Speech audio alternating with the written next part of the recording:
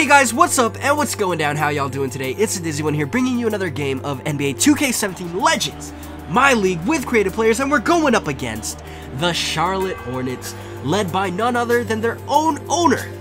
Michael Jordan, back in the league, begged his way to get back to help his team, and this team, the Charlotte Hornets, is comprised by Gary Payton, Joshua Manchild, a creative player, a beast amongst boys, Al Jefferson, and Giannis Antetokounmpo. I don't know how you pronounce it, but the way I remember it is, do you know that song, The Little Drummer Boy? Ba-dum-bum-bum-bum. Yeah, that song right there. Basically, I just switch in the words of his last name, Antetokounmpo. So that's how I remember it, and it helps me out. I don't know if I'm pronouncing it right, but it works for me. Anyways, our mouths are going to have a tough time this series because of Giannis, but it's also going to be tough because we're going up against this really defensive squad. It's mind-boggling how good they are on the defensive end, and hopefully we can compete on offense. But the biggest problem that I see us having this whole entire series is at the power forward position. We have a guy named Caldwell-Pope. He's a creative player, and he's really good at offense. On offense, he is not a problem at all. He can score in any which way that you ask of him. Pull-ups, fadeaways, layups, dunks. Any way you want him to score, he is going to score. He even has a post game. He can do some hook shots. So, like, literally, this guy is a dream to have on the offensive end.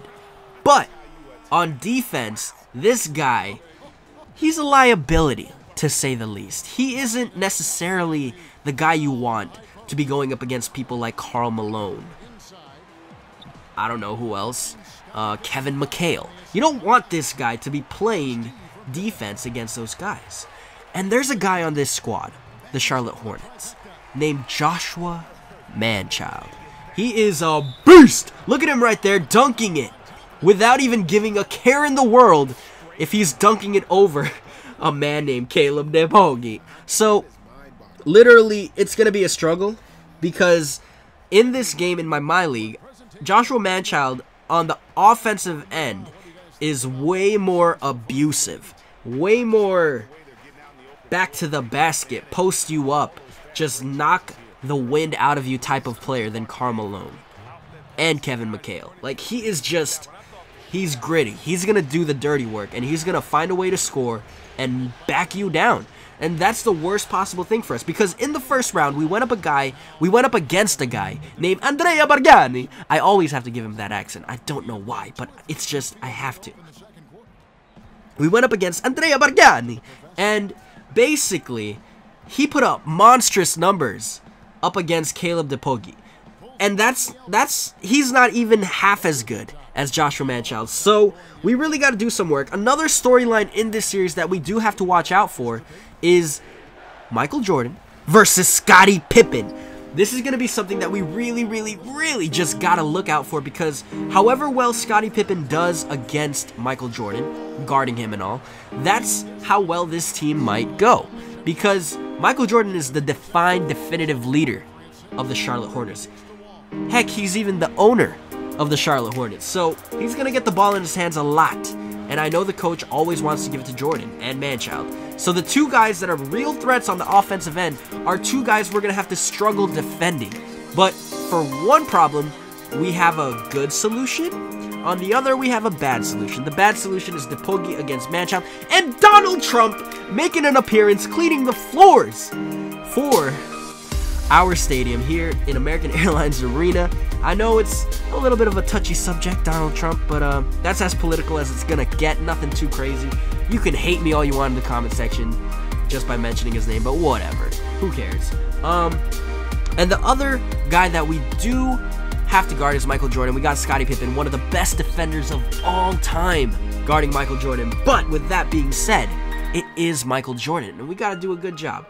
But let's move on and start talking about this game, because we've been talking about matchups and situations and just trying to introduce you into this series right here. So let's get into it. Let's get the hype train going. But right here, as you can see, Joshua Manchild putting up monster stats already. Caldwell-Pope, however, is keeping up his own up against Manchild, just 2 points behind him. Antetokounmpo has the ball at the top, Trying to get around the screen is Zerbo, and they find an open man-child for 3. Unable to knock it down, and Yao Ming tapping the ball around like a volleyball. This ain't volleyball, bro. You got to do better. You got to grab that ball with 2 hands. Let's go. Struggling right now on offense. John Wall has it. We're trying to get a play running, but nothing's going on. And Zerbo, open, 4-3, over 2 people. No good. Gary Payton. Gary Payton, dude. I haven't even talked about Gary Payton. This guy, oh my goodness. Ah! What in the world? Joshua Manchild catching a lob. Like, I think he windmilled it, and then he just threw it down with his left hand. What in the world was that? That was crazy. But I haven't even talked about Gary Payton. Gary Payton is, his nickname is the Glove. Now, the reason why his nickname is the Glove is because no matter what happens, he's going to contain you. He's got you, no matter what. And we got to just make sure we do work. And, ooh, Gary Payton fouling. Caleb DePogi just too big, too strong, getting a bucket and 1. And now we're trying to fight back into this game. We actually have the lead, but I want to make this a little bit entertaining right now. So, yeah. Hopefully the series is going to be entertaining, and I know it will because of the star power they have on the opposite side of the court. Whew. I'm a little bit tired right now. I closed all the windows, and it is nighttime, but it's really hot where I live. It's like super, super hot. And that's probably the worst part about recording where I record. I turn off all the fans. I turn off the windows, guys. I close the windows. And just to get it as quiet as possible, the only thing that's running right now is the PS4 and the TV. And yeah, but it's difficult to record, and I love it because it still gets me excited all the time. Every time I record, it makes me want to record as soon and as fast as possible and get things done because I want that air coming through, if you know what I'm saying. But let's go, let's get it done. Right now, Jordan has the ball, 36-42. This is a lot closer than the Orlando series. And we are fighting right now. And John Wall comes up with the steal. Running all the way to the other end. Throwing it down. Tomahawk slam with the right hand. And here it is on the fast break. That'll highlight the end of the third quarter. 48-42 is the score at the start of the fourth. Hashtag bars. Hashtag bars. Darren Williams being guarded by Antetokounmpo. And the pass gets through to David Zerbo. Knocking it down for another 2 points. 8-point lead. Man, this game is just getting intense right now. Darren Williams, though, of all people, making a great pass. And I was watching some of my old 2K16 videos, and I realized that Darren Williams was a backup in that series as well. And I never really remembered getting Darren Williams and playing with him. Whoa, watch your mouth. But, I never really remembered using Darren Williams in another series before, up until I had to watch those series just to see how happy I was, how excited I was, trying to see if my enthusiasm was still at the same level. And I've got to admit, it died down a little bit, but I think that my commentary has gotten a little bit better. And I think also I'm a little bit out of it because I'm not necessarily playing as the players. I'm not controlling any of them. In the last series that I've done, I've controlled the players, so everything that they did was something that I was actually doing. Now I'm just watching them. I'm trying to get as much out of it as possible, and it's a little bit more difficult to be part of the game when you're not actually playing the game. You're just watching it.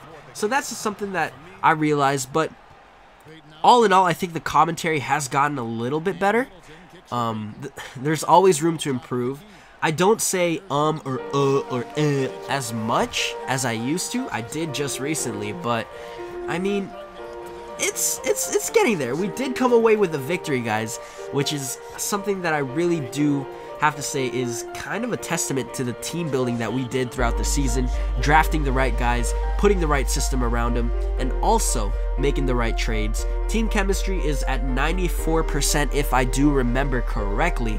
But that's going to do it for this game. And the guy we were bashing at the start, Caleb DePogi, comes through, is the player of the game, and he is putting in work. But that's something he's going to have to do for the whole series if we want to have a chance at the battle at the power forward position. But with that being said, thank you guys so much for watching. Hope you guys enjoyed. Make sure to leave a like and subscribe. I should probably ask you guys to do that sooner, probably like near the start of the video. But adios. Thanks again. Stay awesome. That was a good recording. That was okay. Let's do it.